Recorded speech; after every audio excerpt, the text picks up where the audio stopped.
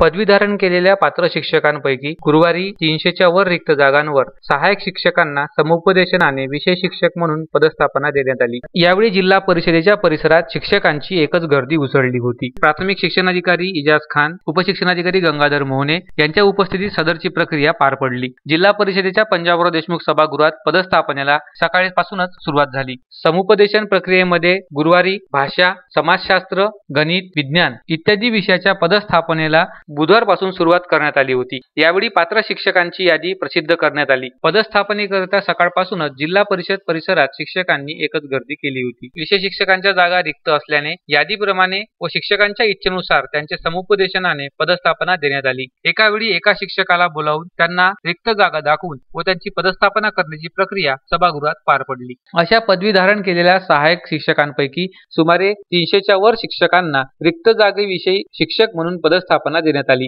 ज्या शिक्षकांना पदस्थापना देण्यात आली त्यांनी तात्काळ रुजू होण्याचे आदेश प्राथमिक शिक्षणाधिकारी एजाज खान व उपशिक्षणाधिकारी गंगाधर मोहने यांनी यावेळी दिले। अनिकेत ठाकरे, विदर्भ न्यूज, अमरावती।